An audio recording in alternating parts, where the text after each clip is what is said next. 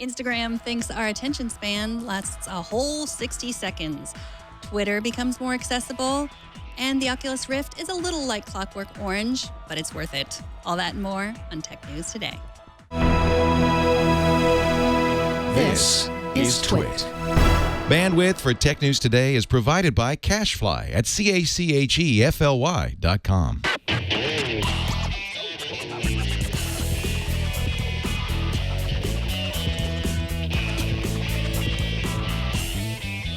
This is Tech News Today, episode 1480, recorded Tuesday, March 29th, 2016. This episode of Tech News Today is brought to you by FreshBooks, the super simple cloud accounting software that's giving thousands of freelancers and small businesses the tools to save time billing and get paid faster. Try it free at freshbooks.com/TNT. And by Tracker, a coin-sized tracking device that pairs with your smartphone and keeps you from losing your most valued possessions. Visit thetracker.com right now and enter promo code TNT for 30% off your entire order. Hello and welcome to Tech News Today. This is the show where we talk about all the tech news with people who love technology. I am Megan Morrone. Jason Howell is out today, but joining me via Skype are Owen J.J. Stone and Mathew Ingram. Thank you both for joining us. Thanks for having me. So Owen is a podcaster, a speaker, a developer, and he loves cat videos, right? Love cat videos. They make people happy. I don't like cats, but I like cat videos. And Mathew is a senior writer at Fortune magazine and Canadian. Correct? True. Accurate. Yes. So that means you're a good person, basically. Yes. Saying you're Canadian means passport. I'm better than you. Yeah, it's true. Yeah. And It is true. I agree. And, I think sometimes, I think your Twitter feed is awesome, Mathew, but I think sometimes people are surprised that you're Canadian. You're not necessarily Canadian on Twitter. Well, I do. I spend a lot of time hanging around Americans, so I have a little bit of a...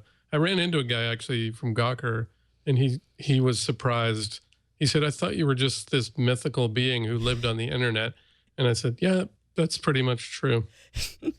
I think both of you are sort of mythical beings who live on the internet, and I'm bringing you down here to talk about the tech news. Perfect. So we should get started.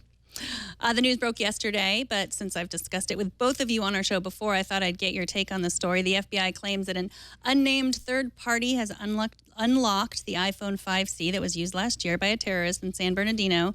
They're not saying who unlocked it or who has the ability to unlock it, and Apple has not commented yet. Although this sort of seems like the FBI swerving in a game of chicken. Is this really, do you think this is a knock on iPhone security, Mathew? I actually think this, you can look at this in a bunch of different ways, but I actually would much rather it had proceeded the way it was going, because I think we could have all used some kind of precedent. I mean, both sides seem to want to push this in order to get some kind of precedent about what the FBI is entitled to do, what Apple has to do. And now it's kind of been short-circuited in a way. So the FBI got what they wanted. So now they're like, never mind, just forget it. Let's pretend this didn't happen. I have a feeling that, they would much rather this all just went away, because I think it blew up more than they were expecting. But in a way, I think it would have been better to get some kind of precedent that could actually, good or bad, that could give Apple something and advocates who were supporting Apple something to sort of fight against or something to respond to. Now we're back where we were before. We don't really know what is happening. We don't know how the FBI got into it. We don't know what Apple's responsibilities are. What do you think, Owen? Man, first of all, I don't even really believe the FBI did it. I can't trust anything they say. I don't even know if they even got into the phone. Maybe they got tired of the backlash from the people that they didn't think they were going to get. They thought that the terrorism blanket healed all wounds, and it did not. They got a big pushback. Secondly, 3 people came out and said that they would hack the phone for the government. That one guy who owns a company, whatever, McAfee, whatever. He said, look, give me the phone for a week. I can do it. Anybody can do it. People are freaking out. They're like, oh, well, if anybody can hack a phone, and what? Here's the thing. They wanted Apple to give them a master lock to open up everything at will without any effort. So, of course, somebody puts an effort. They have your device. They can get in your device. Nothing in that world is 100% bulletproof. So people are freaking out saying, oh, well, they can get somebody could always get into your phone, especially if they had it. So this doesn't bother me at all. You know, the setting up president thing would be cool unless it didn't go in my favor, which I don't think the government should be allowed to do it. So better no mandate than mandate in that case, I guess. But, you know, the phone got hacked into. Hopefully now they can solve all the world's terrorism problems with this one phone that probably had no information on it whatsoever.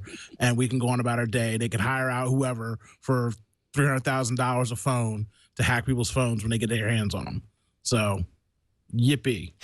So what about the bigger question? I mean, just about end-to-end encryption. And we've heard a lot about how now Apple's just going to make their phones stronger. I mean, do you think that phones do you think everyone should be able to go dark if they want to?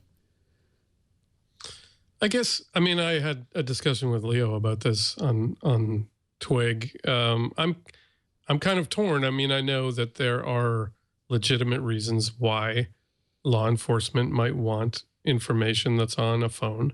It wasn't clear that this was one of those cases, but I'm willing to believe that there could theoretically be a case made that should be allowed. And if Apple doesn't have the ability to get in the phone, the owner of the phone is deceased. There's a secure enclave, where you literally cannot hack the phone through normal methods. It's possible that there could be implications for anti-terrorism or whatever. I just feel like this case was a really, really terrible example of what law enforcement might want to do. It just was full of holes. So I don't think it was the right case to sort of build a precedent on. So this is, of course, all speculation, but if either of you care to speculate, do you think if this happened again, that it would be in Apple or the FBI's best interest to make it as public as this argument was? I think Apple's probably going to do exactly the same thing in every case, because they've got to, they've built their reputation on promising security, right? That's a big part of their sort of value proposition. If people found out that they were just unlocking phones willy-nilly behind the scenes for the FBI or the CIA or whoever, I think they would lose a huge amount of public confidence. Also, I want every phone to be Superman.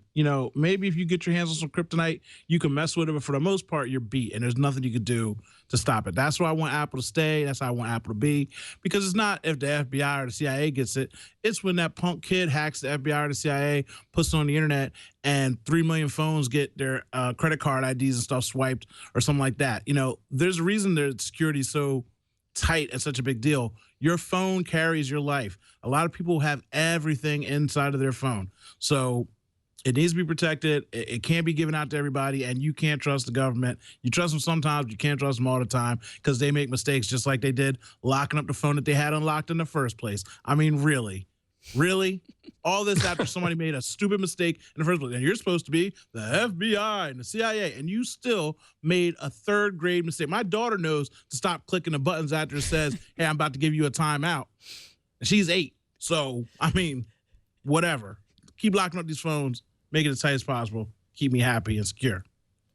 All right, well, let's move on. Today, Google made a case for the landline. The company's new fiber phone is a $10 a month service that offers unlimited local and nationwide calling, as well as their standard Google Voice for international calls. You also get voicemail transcription and 911 access, which is one good argument that many of us still have for keeping a landline around. The most interesting features might be that you can use the number in the cloud on almost any phone, any laptop, any tablet. What do you think about this, Owen? I love Google Voice, so yay, Google Voice. And the fiber, same. Having a home phone, I don't have one, but a lot of people use them and need them. So yay. Yeah, none of us have Google Fiber here, so we also can't get the fiber phone. I wish. Yeah, before the show started, Owen said, that if he had Google Fiber, he wouldn't even be talking to me right now. I would not. I'd have so much other things to do and more important things. I'd be downloading. I'd be hacking into people's cell phones right now myself if I had Google Fiber. You could not stop me. So what about the case for the landline? Is that something we still need, Mathew? Well, I have to say, I have one, and my arrangement with my cable company, which provides the landline and TV and internet and all my cell phones. They basically own me. It was actually cheaper to get the landline than to not get one. So, which seems dumb in a way, but I assume they get paid off by the people who try to sell me duct cleaning services. And that seems to be the only reason my landline exists, is either for my mom to call it or for duct cleaning services to call it. So I'm kind of thinking, even if it does cost more, I might actually just get rid of that thing. Yeah, I mean, a lot of these services have done this already. I had one through Sprint and I had one through Comcast, and so they're not the first one. Go ahead, Owen. Oh, I was going to say, even a lot of people's argument for having one is their security system. And my security system is set up to the Wi-Fi. Now, I guess if my internet goes down, you can feel free to break into my home. But that's why I have pit bulls for backup system security. But I mean, a lot of things should just be on Wi-Fi. I just don't know why you need a home phone anymore. When everything goes down, even landlines are probably going to be down too. And if it's that bad, anyway. My home phone is VoIP anyway. So when the internet goes down, okay, home phone doesn't even work. So. Well then, okay, that's even better point. Who's got legit old school landline phones anymore that doesn't go through a router or some other kind of internet system anyway? So no matter what, you're in trouble if something goes down. Everybody should get a pit bull, I guess. Yeah, you need one. It's interesting when I first saw Google offering the phone and phone services, it just seemed so natural. They've got everything else. If you've got Google Fiber, why wouldn't you do this? I mean, it's got everything you could possibly want. It's super cheap. Google Voice, you can port the number. It's a no-brainer, it seems to me. Yep. And I love Google Voice. It works awesome. The text conversion. I love everything about Google Voice. So, yay, fiber phone. For those who have fiber. Well, it's another day and another chance for Instagram to change something and drive people bananas. Soon you'll be able to post 60-second videos to your feed, and so will everyone else, even the super boring people that you follow on Instagram. I'm not sure what's going on here. Maybe they're trying to be more like YouTube. Maybe it's an advertising ploy. What do you guys think? It feels to me like all of those things. I mean, Instagram, let's face it, it's owned by Facebook. They want to grow the network. Facebook is hugely interested in live video. They're pouring a lot of resources into it. Facebook Live has been rolled out. They're going to be putting TV type content on Facebook. Instagram feels like the kind of, starter network where people can try out stuff a little bit like Vine. There's a huge amount of interest in that, not just from users, but from advertisers. So, it may make our Instagram feeds a little less interesting, but it seems inevitable. Advertisers could already post 60-second videos. So now I guess average people like Kevin Hart can also post 60-second videos, and definitely worth watching that video. He does not get eaten by a lion. It's funny that we think 60 seconds is hugely long now. We're so used to. I'm old enough that I remember when 60 seconds was really short, and but we've had so many like 6-second or 9-second or 60 seconds just seems like forever now. It kind of does. That's a good point. So this is the greatest thing next to sliced bread. I don't know what you two are talking about. Now, as a man who's down on VR and down on Snapchat, and I sound like a grumpy old man, let me tell you, I follow about 200 people on Instagram that make skit videos. And some of these guys are never going to be anything in their life, but for 15 seconds, they are funnier than me. And that's hard to accomplish by a regular person that's not an actual comedian. So to give these people 60 seconds saves me the point of watching their 15-second video that says, click the link in the bio to see the full video. And now I get to stay inside of Instagram and live the dream and watch all these funny little stories that they have going on. And it is amazing. And I'm happy. And I love it because, again, 60 seconds is short. People still are trying to make lists for things. It's amazing that 60 seconds feels like it's a long time, but that's why you have YouTube and you can upload videos 8 hours long if you want to go in a long format, or Facebook. But I like the fact that they've done this, so now I can stay inside of Instagram instead of clicking out for this content that I watch to go see a longer version of it, which ends up being 45 seconds to a minute and a half anyway, because they're like little, like I said, comedy skits and stuff like that. So again, yippee, but this time it's for real. It's not me being facetious about fiber and not having it. I'm actually excited about this, and it makes me happy. I don't like the algorithm thing because everybody's talking about turn on the notifications, which isn't going to do anything for you. Because if I turned on 30,000 notifications, let me just find out how the algorithm works first. But, I don't like Facebook's algorithm, and I assume it's going to be very similar. So whatever. But yay, 60 seconds.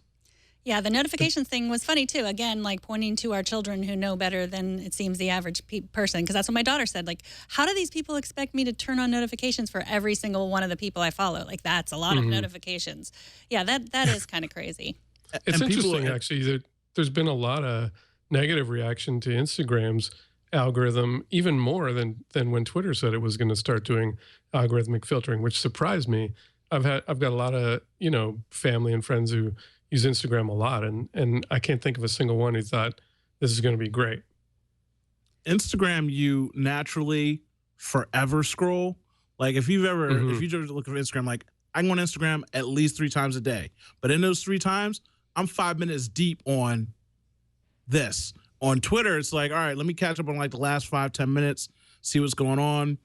What's a trending topic? Let me see what people conversate. Like, I don't really dig deep. I don't scroll back to yesterday on Twitter ever. But on Instagram, I'll legit go back and see what I missed the last 5 hours that I didn't check in until I hit the picture that I started with the last time. So I feel like that's a natural way that people move through Instagram. So it affects them emotionally more because they realize it more so than Twitter. Because also Twitter, people post X amount of times more than they would on Instagram. Yeah, Instagram seemed manageable. It seems like you can get through it, like you're getting through all your emails or something. It was a project, you had to do it and get it done. But now I think more and more people are joining Instagram. It seems unmanageable. I believe in the algorithm, I have to say. Believe in the algorithm. Believe in the algorithm. I'm not a trusted person. I don't trust the government. I don't trust algorithms. I don't trust people with rhythm that don't have rhythm. I can't tell. I don't know what's going on. I got to wait to see it and feel it.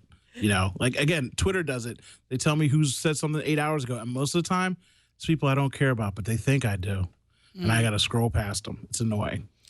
Well, speaking of Twitter, Twitter made an announcement today that they will now let you add descriptions, also known as alt text, to images that you post on Twitter. Now, if you've ever done any web production at all, you know that alt text descriptions make the internet more accessible to the visually impaired.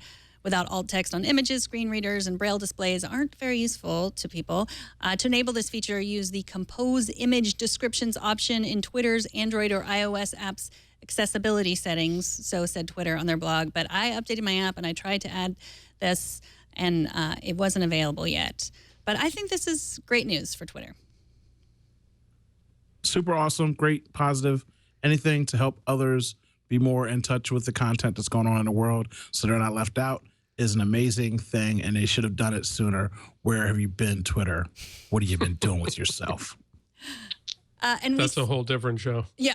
We say they should have done it. And I mean, what they're doing is allowing us to do it, essentially. And so the question I have is like, we move really fast. We want, are we going to take the time to add a description, even we know we should, to make it more accessible.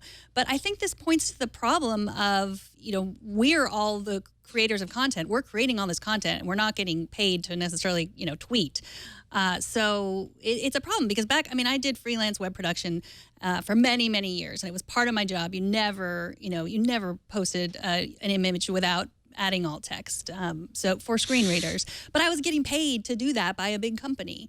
I'm not getting paid to tweet. So I don't know. I just wanted to throw that out there. What do you guys think? Some smart people will do it, though. The same reason why when you're doing YouTube videos, some people take the time to put in closed caption because they want to capture that market and those group of people.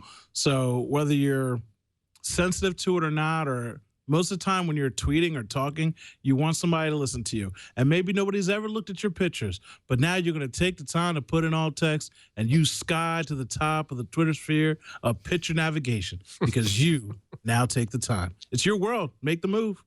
It's chess, not checkers. Good advice. Just saying. Well, I guess it seems, again, with the algorithms, that an algorithm should be able to do this. I think Facebook is already working on this, an algorithm that could look at photos and add the alt text so screen readers can see them. So Google's working on that as well. Yeah, so I guess I am applauding Twitter and also saying, could you do it a little bit better?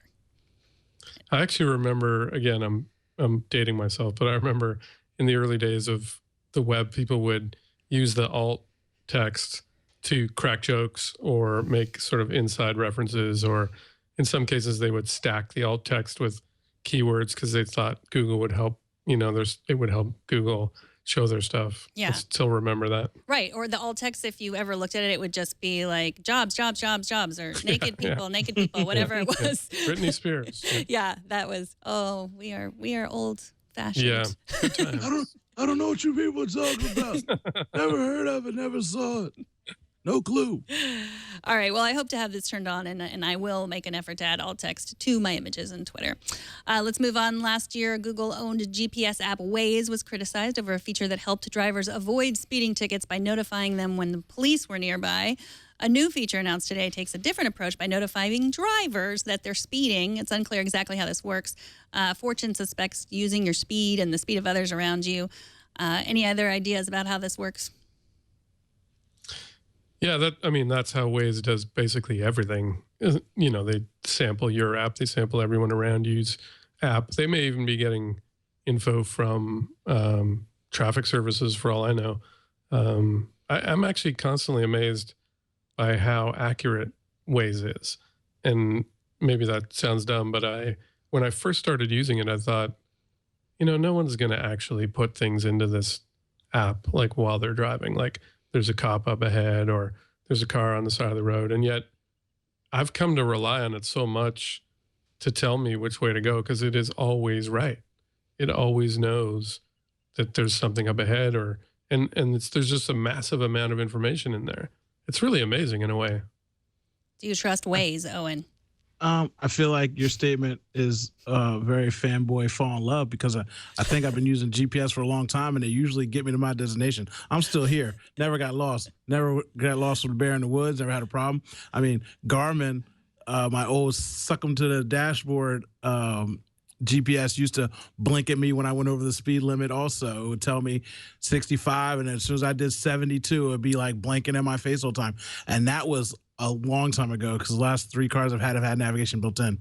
So whoop-de-doo Waze, that's really cool. Johnny come lately, thanks a lot. I mean, and usually by the time I'm driving so fast, if a cop sees me, Waze ain't gonna help me. It's too late. I've already passed him and he's coming. So, but yeah, yay Waze, and alerting me on my speed and telling me to slow down. I appreciate you, even though I don't use you. Well, see, I might have got screwed. Maybe I got screwed on my GPS in my car, because that thing is terrible. Like, it constantly tells me to go the wrong way. It constantly what kind of car do you doesn't have? know.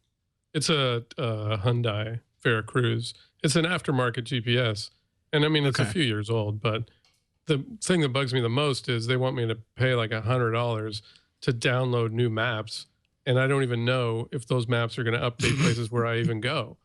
So why would I do that? I can just use my phone. So I just stick my phone on top of the GPS. And I'm using the Hyundai, and it works great. I have a Sonata Turbo, and it's always right, and it tells me the speed, and it talks to me. It even dings when I get close to. Yeah, that's the thing. And $100 sounds like a lot, though. I guess keep using Waze. Wait, doesn't Waze do fun voices and stuff too? Isn't that one of the cool things? Yeah. Well, there you go. It's worth it. I should download Waze right now. My fault. I made a mistake. Sold. So the speed warnings are only available in 18 countries, not the U.S. or Canada, but Austria, Brazil, Colombia, France, Italy, Netherlands. I guess it'll roll out, some other Why places. not the U.S. or Canada? That seems weird. I don't know. Probably some legal thing we don't understand. But yeah. Again, I can. My GPS is right there in that bin. It's been sitting there for 6 years. That thing tells me the speed and how fast I'm going.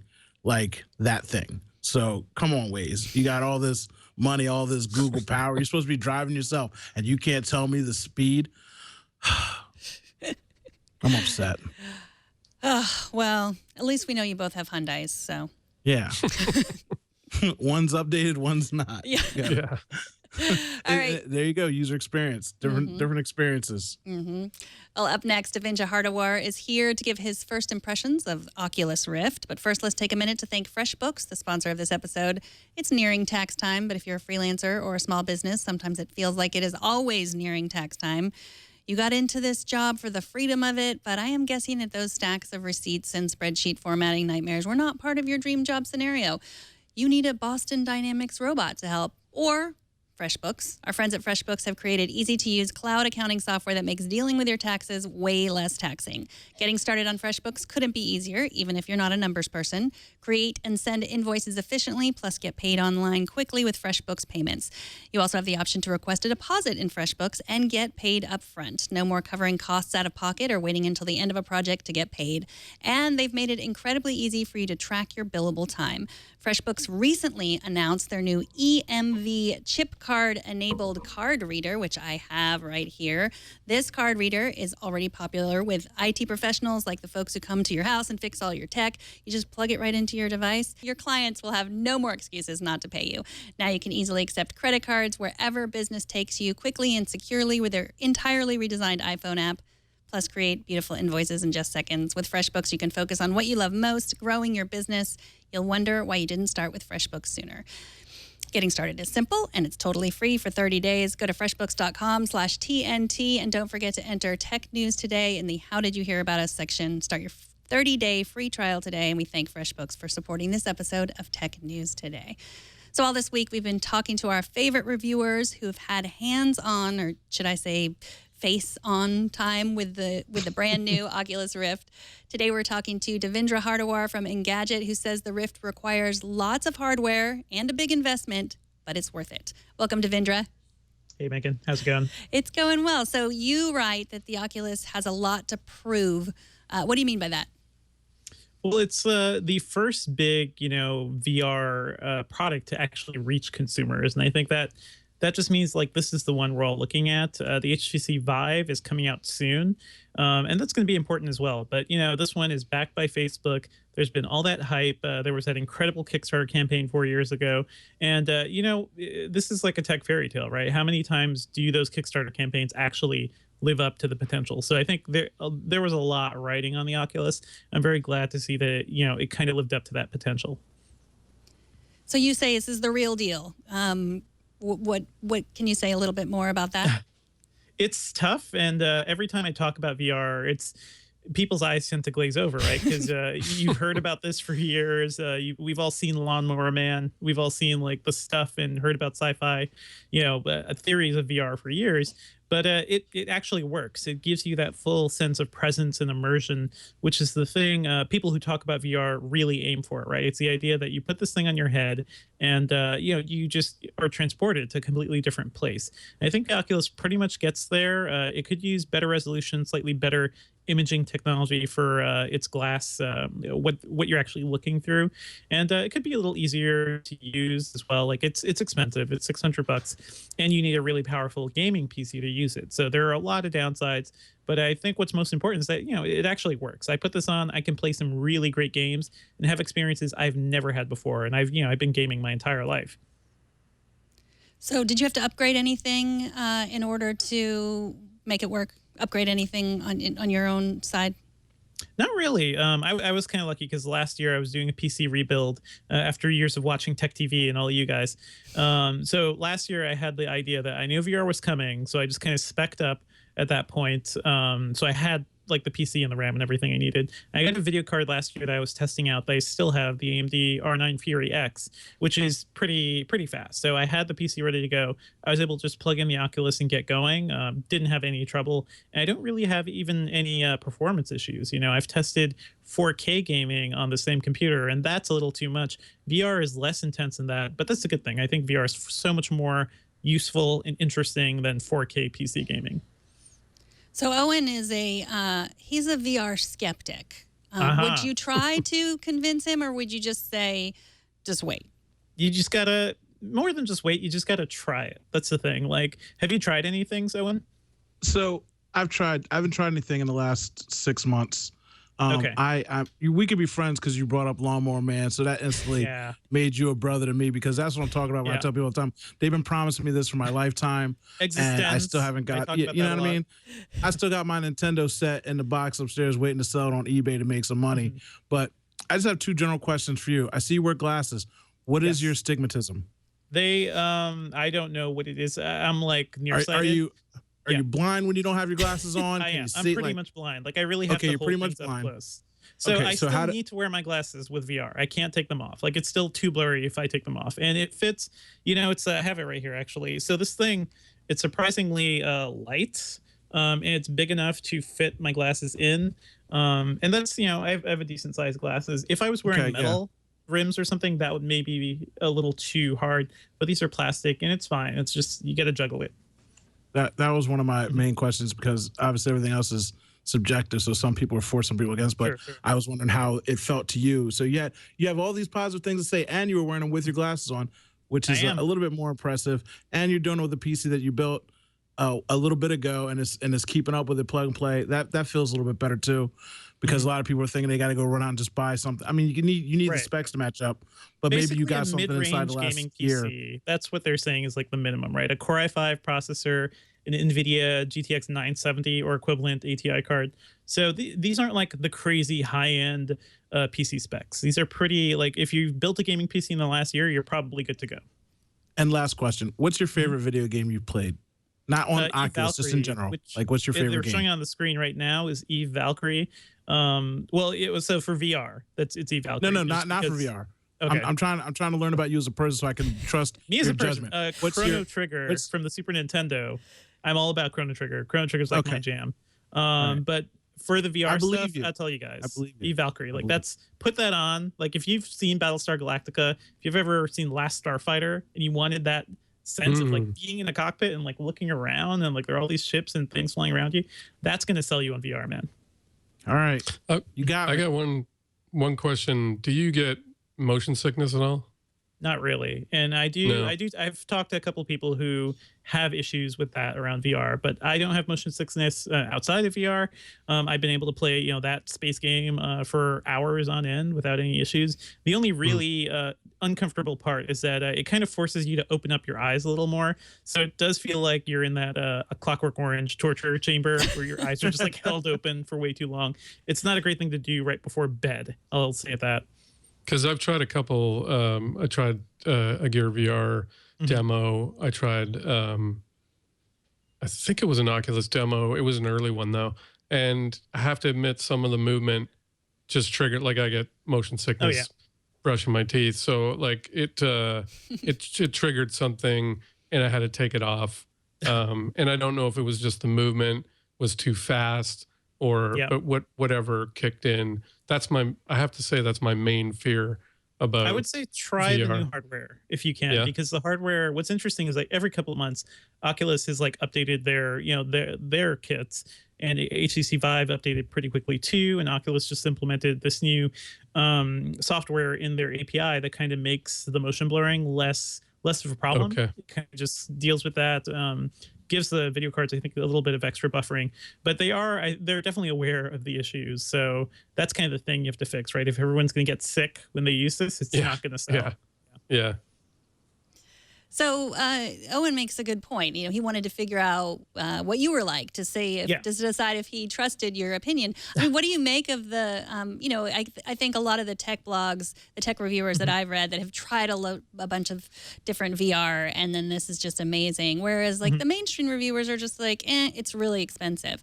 What do you say to that? I mean, I think we could look back to like the invention of the internet, right? Or the personal computers, like the super nerds, the people who were really into Radio Shack back in the day. They're like, they're the ones who were really on that. And I feel like this is a platform shift on that level. It reminds me of like when I first got on the internet and like I could see a whole world of possibility in front of me. So yeah, I'm not surprised maybe some of the mainstream reviewers aren't as impressed. And, they have good reason not to be, because there are only so many games right now. The whole platform has to be a little more mature. Developers really have to learn what to do with this stuff. And the hardware could be a little cheaper and a little more comfortable. But, give it a year or two. Like I'm looking at the potential here, even though I have glasses. There are a lot of things that make me not want to wear a VR headset for very long. The Oculus is like comfortable enough. It's light. It's easy to wear. So that's a big deal. Yeah. I think ease of use deal. is a big deal. I have the HTC Vive. This is the Vive Pre in my office as well. And you can see it's a lot bigger. It's so much bigger. And this is, I don't know if we could get both up. But it's just a lot bigger. There are more cables, so it's a little more cumbersome too. So that's I think one interesting thing Oculus has done is just made their hardware, made their whole setup process a lot easier for normal people to get used to. I'm gonna have to run up the turnpike and come hang out at your house for the day. Oh yeah, and totally. stick them off. I'm waiting until it comes out for the PlayStation, and then after I see that, hopefully the Oculus will have more titles, more games, and then I might switch into that. After I find that I like it somewhat, I just can't. I've been against it so long. Demo. Honestly, do a demo for any of this stuff. The PlayStation VR is interesting, but it's entry level $400 for just the VR set. But you need to own the PlayStation 4. You're going to need the PlayStation camera and the motion controllers and all that. So that ranks up the price too. Yeah, they've already got all my money for that. That's why I was waiting. Yeah. So could you imagine watching a movie with them? It's a little different. So I actually think I'm a big movie fan. I do a movie podcast every week for slashfilm.com. I've been doing that for years. I love movies. The VR stuff, it's not quite great for movies and for media. There are 360-degree videos out there. You've probably seen them. You can watch them on YouTube now and scroll your browser around. But I actually find that the Gear VR, just because it's more portable and it's wireless, I'd rather watch the videos on that thing rather than this thing, which is tethered to my PC. And those videos don't need all the horsepower that a gaming desktop does. So it feels like I'm just kind of stepping down the experience a little just by watching those videos. But when there are 4K VR headsets and the resolution is just much better, maybe that could be a really interesting way to watch videos. Well, Devindra is a senior editor at Engadget and host of the Filmcast. What other reviews? I'm assuming you have a Batman versus Superman. Yeah. Review we just finished that. That was 2.5 hours of venting about how much that movie hurt me. So you could listen to that on slashfilm.com. I am working on HTC Vive review right now, and those are all going to be hitting next week, I believe. All right. Thanks so much for joining us. Thanks, guys. Take care. Thanks, Devindra. Thanks. After the break, we've got working VR, what's next, flying cars, space tourism. We will discuss, but first, let's take a minute to thank Tracker, the sponsor of this episode. If you are a parent, one of the greatest joys in life is when your son or daughter learns to play an instrument. But unless it's a piano, you're going to spend a lot of your waking hours wondering where your child is going to leave that super expensive instrument that you've rented or bought and how much it's going to cost to replace it. You might want to consider Tracker, a device that makes losing things a thing of the past. It's a coin-sized miracle that locates misplaced keys, wallets, bags, computers, even pets, in seconds. Pair Tracker to your iOS or Android device, attach it to anything via key loop or adhesive, and find its precise location with the tap of a button. If you lose your phone, you can press the button on Tracker and your phone rings even when it's on silent. The Tracker Bravo is constructed with beautiful anodized aluminum for the thinnest and most durable tracking. With over 1.5 million devices, Tracker has the largest crowd GPS network in the world, so your lost item shows up on a map even if it's miles away. If an item goes missing, the Tracker app records its last known location on a map. When another user of the Tracker app comes within a 100-foot range of your lost item, you will receive a GPS update of where your item is. Go to thetracker.com and never lose your possessions again. Plus, just for our audience, if you enter promo code TNT, you'll get 30% off your entire order. That's TheTracker.com, promo code TNT for 30% off your entire Tracker order. Our TNT fan of the day is MacGuru42 on Instagram, who posted this photo of himself listening to the show. He says he listens while driving, on the Bluetooth radio, or with headphones when working. You can show us how you watch or listen to TNT. Just record a video or take a picture of yourself or your setup and post it on Instagram, Google+, Twitter, or Facebook. Use the hashtag HowIWatchTNT, and we will find it. So we are always in search of the next best thing, and there's a piece in Fortune today about what comes next now. What does come next now? Our dreams of virtual reality have been fulfilled. Is it the Hyperloop, teleportation, time travel, or the Star Trek-inspired tricorder medical device, or smart pants, perhaps? Maybe something else entirely. What do you think? Owen, I'll start with you. After that long list of things, I mean... I named all the things. You did name all the things. I mean, again, the skeptical part of me is, we have Teslas and we still can't get our cars right. But everybody's talking about self-driving cars. But we can't even get rid of these fossil fuels. I mean, it's just a weird world we live in. But if there was something cool about the future, I would say food, because people don't realize that we're running out of it. But There's a cool company who made a bleeding burger out of vegetables or something like that. And that's really cool that they're finding different ways to make meat out of things that we could grow, which is awesome. So the future is food and cool things being made from different types of food that's not tofu.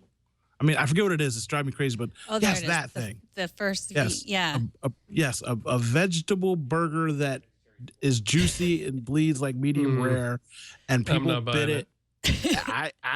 People ate it, and look at it. It's juicy. Right. It's a little medium rare. I don't know. I mean, you want me to believe in VR? You're not going to believe in that burger. You can actually see. You can see that burger. You can touch it, and somebody's making it somewhere. Again, we're running out of food, so this kind of stuff is important. That's our future. What are we going to do when there's too many people and there's not enough cows? Right, because even if we are in the beautiful VR universe, we still have to eat, right? Apparently. For now. You saw Snowpiercer, right? No. Horrible people. We have a home project this week. You can see the future of food. Snowpiercer. Got it. Bugs. There you go. Bugs? Oh, see, I know about that. No. And maybe that's what I need to lose some weight, but I cannot. Protein. Yeah. When I was in China, I didn't eat. I tasted things like that, and I've eaten some things. Bugs are the worst. Yes, they're high in protein, but they're like alive, and people eat them alive. It's scary. Yeah. Anyway, Matt, what are you talking about the future? Now you got bugs in my brain. Yeah. Yeah. I don't know if bugs are the future, but I have to say some of those things in the future or in the fortune piece felt a little more real than others. I mean, time travel, I don't know, maybe someone will come up with something. Teleportation has been proven kind of in a lab with, special particles. I don't think we're probably going to get teleportation pods anytime soon, but, autonomous vehicles and Hyperloop and stuff feels like that stuff is pretty close. Commercial space travel feels like, we're pretty much right there. That stuff is pretty fascinating. The idea that, in not too long, it probably won't cost that much. You could go up into space, on one of Jeff Bezos' things or Elon Musk's vehicles. That's pretty cool. The Hyperloop, I'd like to see one. Like I'd like to ride in one before I'm going to get excited about having a Hyperloop take me places. But it sounds like it's got a huge amount of potential, especially for places like Canada where cities are so far away. I was going to say, I think the Hyperloop is real. Like, that's something I know, like, legit is going to work out. I believe in the Hyperloop. Not so much for person transport. That feels like it's a way off without scrambling people's brains. But just shipping items. Yeah, like, throw those bad boys in the ocean and bye-bye freighters. So, well, and even that seems like something very interesting. Like robot vehicles, I feel like we're probably going to see those really come into their own with delivery of packages, right? Where you got a truck filled with stuff from Amazon or eBay or whatever, and it drives around by itself and little things drop off packages or drones bring them to your house. Or I could see that happening pretty quickly. Why does some guy have to drive that truck? Good point.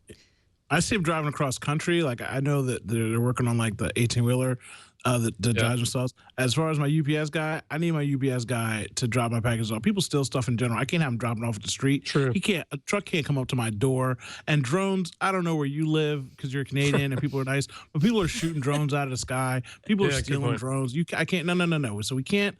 We need humans to drop off our stuff. They can drive it across country. We can use automated trucks and like that for that.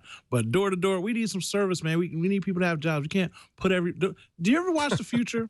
When robots do all the work, don't you notice that life is really horrible? It's always raining. It's always sad. People that, the affluent people, there's like 3 people that read books or something. But usually people are like homeless in these streets because they don't have jobs because robots are doing everything. So let's pump the brakes a little bit on these robots and keep my UPS guy out here working and let me shoot down drones on the weekend for fun. I don't know. That little Domino pizza delivery robot looked pretty cool. They have that new car. Keep your pizza hot. Yeah, they have that new car. I saw that. That's funny.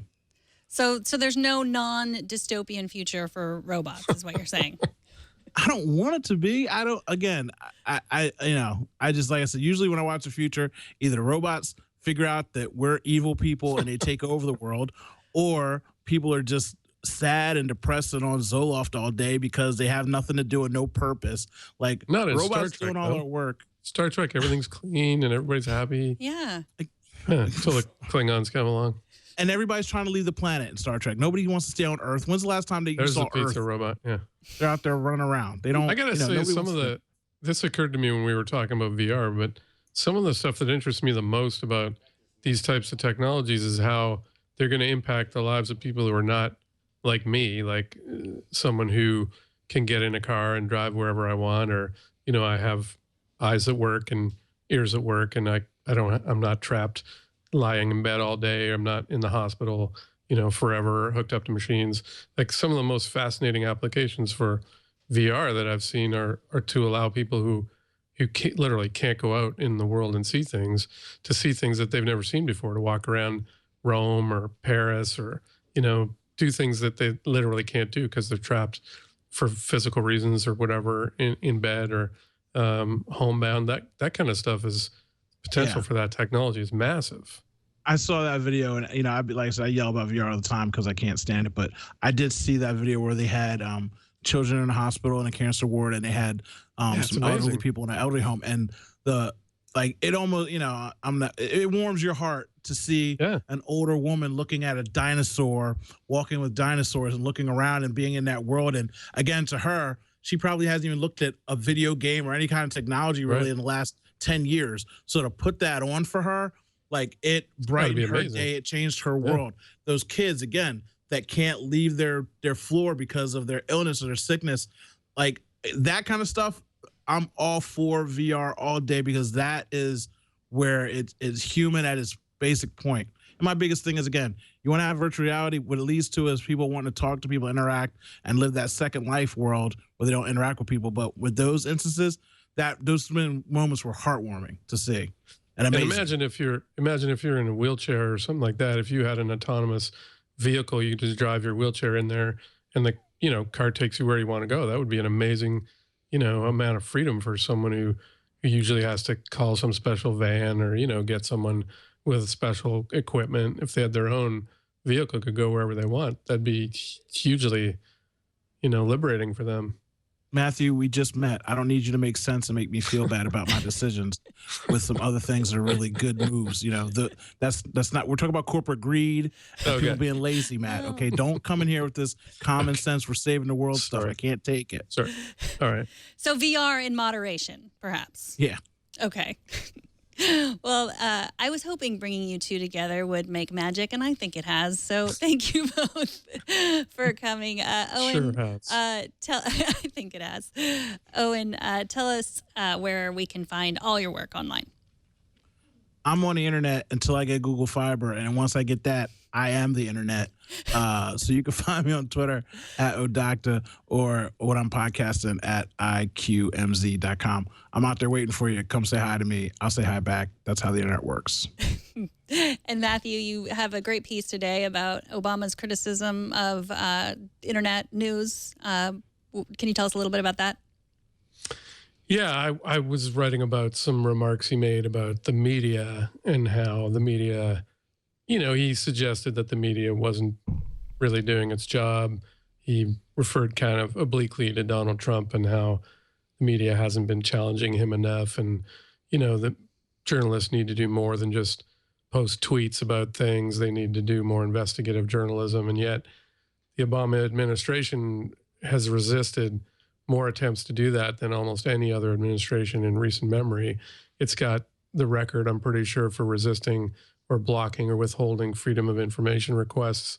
There's been a number of journalists who've faced jail time for doing their jobs. So I don't think Obama's necessarily the guy to be telling the media that they need to do a better job.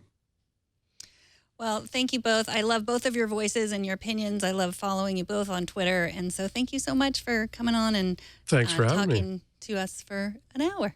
That was great. Thanks for having me, you. too. Nice to meet you, Owen. Nice to meet you, too, Matt. Stop making sense. I don't like it. Okay. All right. All right. Take care. I am on vacation starting tomorrow, but Becky Worley will be here, and she will be joined by Brad Sams to talk about Microsoft Build, and she'll be joined by Kurt Wagner to cover all of the social media news, and Chelsea Stark will give her impressions of the Oculus Rift.